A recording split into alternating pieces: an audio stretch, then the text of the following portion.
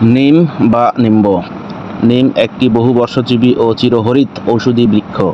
এর মূল, কাণ্ড, পাতা, ফুল, ফল এবং বীজ সবই মানুষের দৈনন্দিন জীবনে বহুবিধ কাজে ব্যবহার করা হয়ে থাকে। ছত্রাক, ভাইরাস ও ব্যাকটেরিয়া নাশক হিসেবে নিম খুবই কার্যকর, তাই একে প্রাকৃতিক অ্যান্টিবায়োটিক বলা হয়ে থাকে।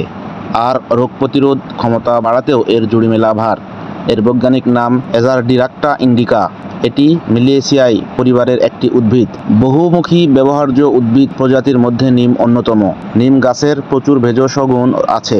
কুষ্ঠ, চোখের সমস্যা, পাকস্থলীতে কৃমি, পেটের গণ্ডগোল, চোখের ক্ষত এবং রক্তনালীর ক্ষত, জ্বর, ডায়াবেটিস এবং যকৃতের সমস্যায় নিম পাতা ব্যবহার করা হয়। নিমের তেল কোষ্ঠকাঠিন্যের সমস্যাতেও কার্যকরী। নিমের এই গুণাগুণের কথা বিবেচনা করেই বিশ্ব স্বাস্থ্য সংস্থা একে 21 শতকের বৃক্ষ বলে ঘোষণা করেছে। নিমের কাঠ খুবই শক্ত হয়। এই কাঠে কখনো ঘুণ ধরে না, পোকা বাসা বাঁধে না, উইপোকা খেতে পারে না। এ কারণে ইদানিং নিম কাঠের আসবাবপত্রও তৈরি করা হচ্ছে। এছাড়াও প্রাচীনকাল থেকেই বাদ্যযন্ত্র বানানোর জন্য এর কাঠ ব্যবহার করা হয়।